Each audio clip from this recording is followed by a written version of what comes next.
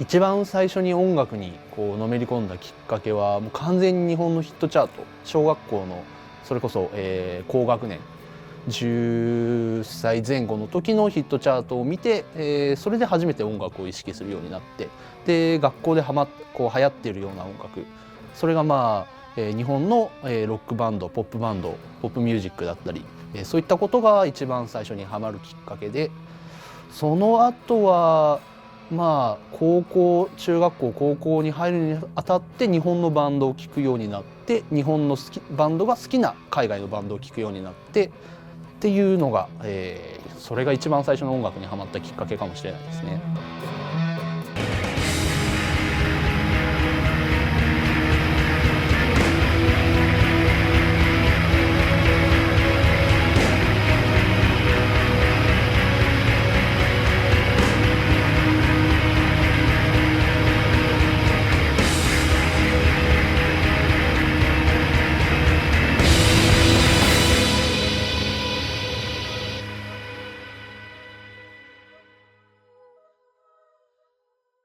カルトの細川雄一郎です。ここは、横浜市、日本の横浜市の、すごく工業地帯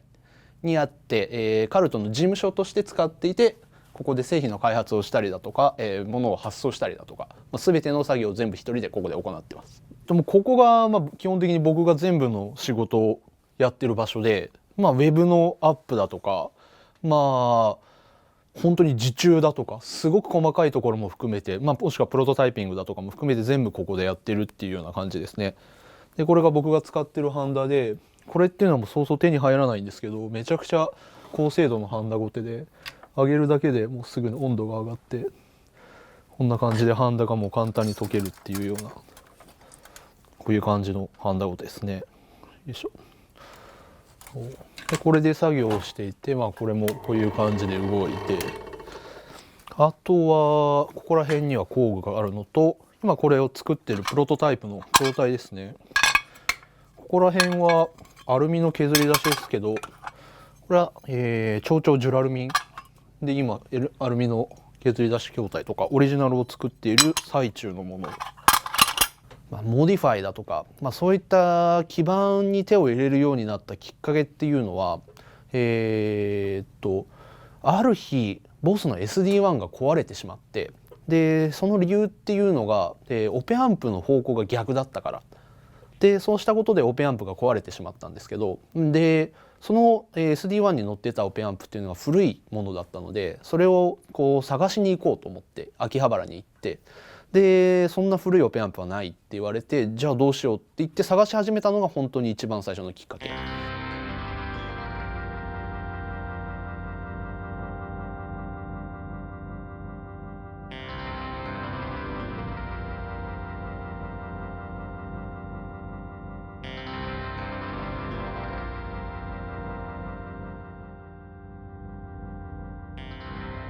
僕が初めて手をつけた SD1 ランドグラフのステッカーがちょっとギャグで買ってやるんですけど、これは一番最初に僕が直そうとして失敗した SD1。 最終的にはランドグラフと同じ定数にして、こんな風に改造してこんなになってしまいました。これはクリッピングの切り替えスイッチですね。これが本当に一番最初に手をつけたエフェクターでしたね。でそんなことをしてパーツを変えたら音が変わるらしい、そんな話を聞くようになって、じゃあこれを変えたらどうなるんだろうとか、この抵抗値を違う抵抗値にしたらどうなるんだろうとか、コンデンサーの値をこう別のものにしたらどうなるんだろうっていう実験を繰り返していくうちに、いつの間にか身につけてたというか、そういったものだったと思います。こういったカールトのオリジナル T シャツとかいやカールトの T シャツ、こんな感じ、こういったものが入ってて、カルトでは今、ウェブショップをやっていて、僕がすごくつながりの深いブランドを、僕からの発注で何か特別なものを作って売っているような感じでそれに加えてバナナナエフェクツ、エレクトログレーブっていう2つのブランド、そんでこれからはノエルっていうブランド、これからもどんどん増えていくんですけど、そのブランドの、日本の代理店をやっているような、状況になります。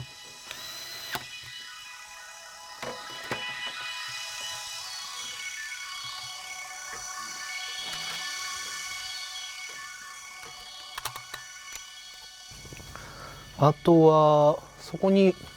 大量のパーツ類があって、ここら辺は決まったものしかないんですが、ここは、普段使う IC だとかが大量にあって、中にはヴィンテージのレアなものも。ヴィンテージのパーツを手に入れるのはもうどう考えても大変で、しかも今こうやって話してるうちにももう一個一個減ってるような状況で、今後になればなるほど絶対に手に入らない。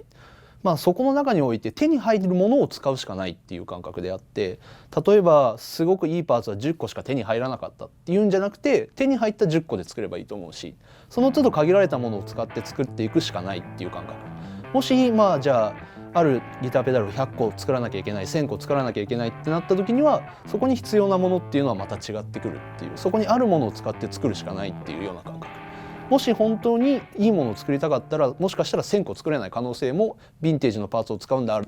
ればあるっていう、それを覚えておかなきゃいけないっていうような感覚でいるかもしれないです。実は僕はパーツ自体がすごく好きで、パーツのコレクターでもあるんですね。それなんで好きなパーツは確かに手元に残すものは多いですね。例えばそれこそ使い切らないってことはあるかもしれないですね。ここら辺は何だろう、これスプラグですね。スプラグのバンブルビーが大量に入ってるような箱ですね。あとはここには普段使うようなパーツが結構入っていて、中には全部ヴィンテージの棚とかもありますね。特に好きなのは配線材で、ここにはもう大量の配線材だとか、ちょっとだけ買ったヴィンテージの配線材とかがこの中に大量にあったりとか、これもヴィンテージの配線ですね。この中も大量の配線材がガサゴサあって、これでギターの改造とかそういったことにも使ってましたね。あとは珍しいものだと、60年代のムラードのデータブック、こういった資料も結構コレクションしてて、64年から毎年ごとに出てるものを手に入れたり、もしくはこ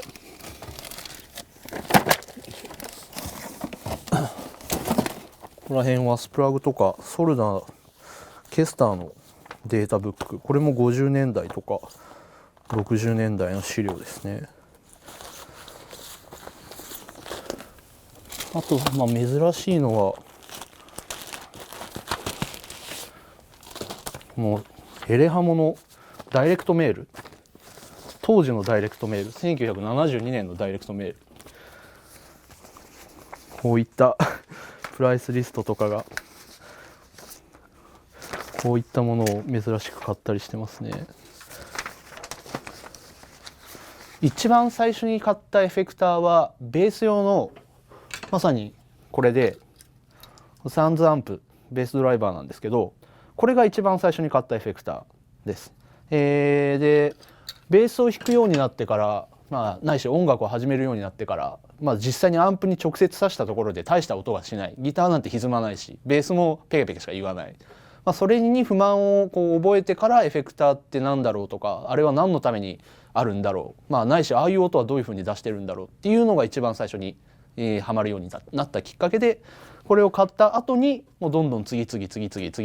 いうようになってきました。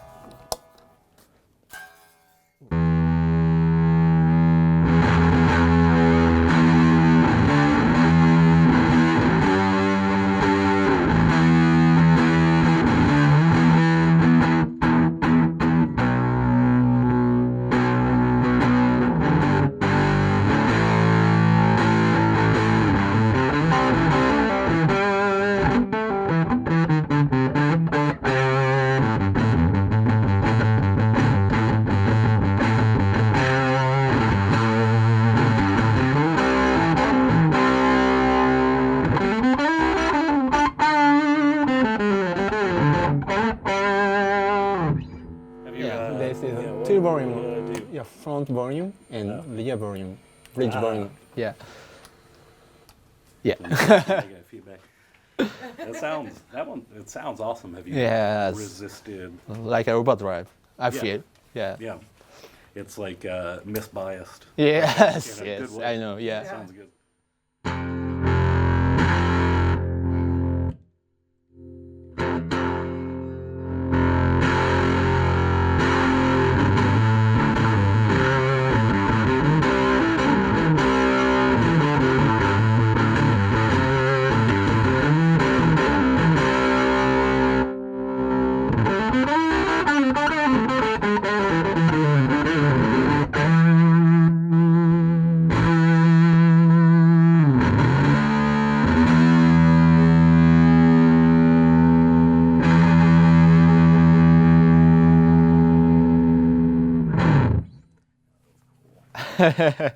アースクエカデバイセスを一番最初に知ったのは夫婦。あれが一番最初に知ったきっかけで13年ぐらい前確か。まだ一番最初の夫婦が、他にラブペダルだとかそういったものがまだ流行っていた状況で、日本ではブティックペダルがまだ全然入ってこないけども何か勢いがあった状況で、そこに、アースクエカデバイセスも夫婦で入ってきて、それが一番最初だったと思いますね。僕はその頃、お茶の水の楽器店で働いていたんですね。僕は確かに20歳とかそれくらいだったと思うんですけど、でやっぱり物は全然入ってきてなくて、でもその当時でゲルマニウムトランジスタとシリコントランジスタをミックスしてるっていうのが他になくて、で一体どんな音がするんだろうって言ってたのがすごく覚えてますね。これは一番気に入ってるエコプレックスの2で、これはとんでもなく音が良くて絶対手放せないやつ。これ大好きですね。でこれもすごく気に入ってるエコーで、コルグの、SE300、これもめちゃくちゃ音がいいですね。これはもう本当に探すのに苦労したフェンダーのスペシャルエフェクトセンター、とにかく珍しいと思いますね。日本で見つかると思わなかったです。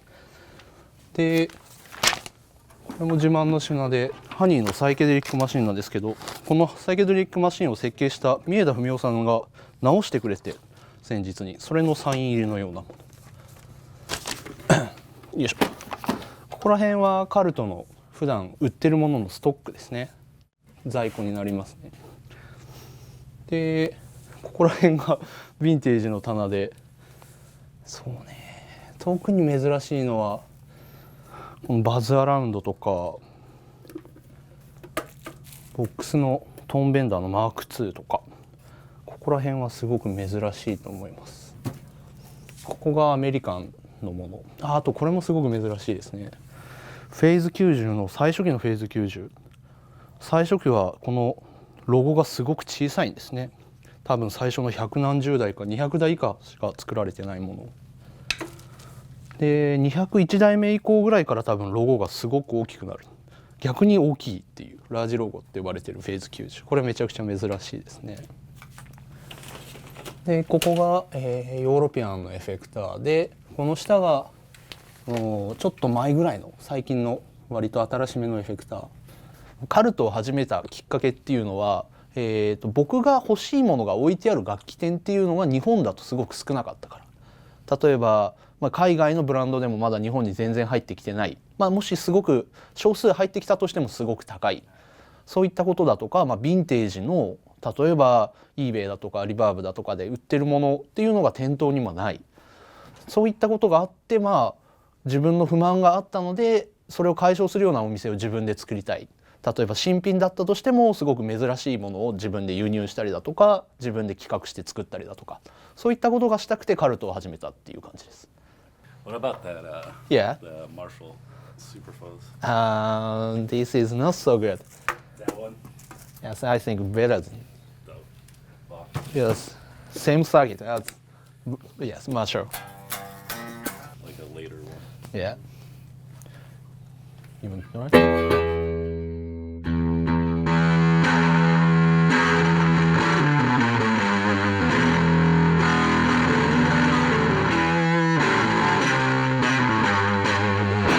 It's working just right. Yes, I know. Yeah.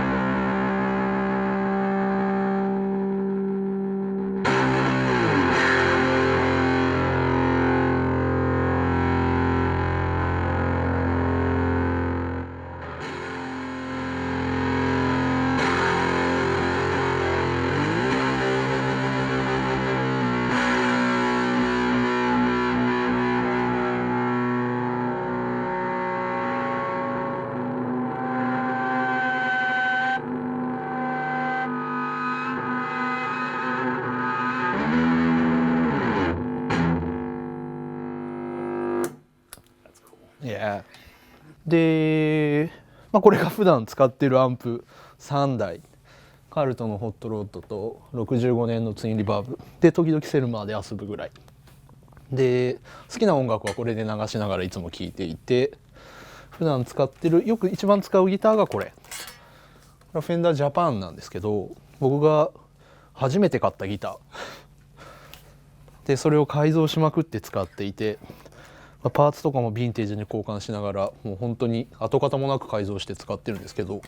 これを普段よく使ってますね。でここが実はモノのマーチャンダイズも今後販売予定で、モノのマーチャンダイズがあります。楽器屋で働いていた時に、その頃から僕はもうモノの大ファンで、全てのライブに行くぐらい、本当に東京のライブは全部行っているぐらい、それぐらいモノが大好きだったんですけど、その時にある日モノの、タカさん、後藤隆明さんが、お店に来た時に、もちろん大ファンなんで声をかけて、でそこから、エフェクターについて話すようになって、で意見もすごく共通しているところが多いっていうところからモノとの付き合いが始まって、で僕が楽器店を辞めたその月にモノの EU ツアーに、連れて行ってもらって、もうその時にはモノのエフェクターペダルボードを組んだりだとかケアをするようになっていって、そこから何年間かずっと、アメリカツアーだとかも一緒に行くようになって、でそんなこんなをしているうちに今度はボリスとも知り合うようになって、ボリスの、ツアーにもついていくようになって、でそこで分かったのは、本当に大事なのは何かその壊れた時とかにすぐ対応ができる、ないしは壊れないで、つまみの動き方だとか、シンプルなことっていうのがとにかく重要。シンプルになればなるほど物は壊れないし、で使うってなった時にも絶対にすぐにこう手で動かせる、そういったことが一番大事であるとは学びましたね。あとはグヤトーンのここら辺がすごく珍しい、日本のヴィンテージエフェクターの中でも特に珍しいグヤトーンのファズですね。スーパーファズとかはもうすごい大好きで、全部のカラーを集めたし、初期型もあるし、その最初期のベイビークライングもあるし、ここら辺はよくハマって集めたエフェクターですね。で一番下が一番好きなブランドのエレクトロハーモニクスの棚で、これにはマイク・マシューズのサインが入ってますね。一番最初のビッグマフ。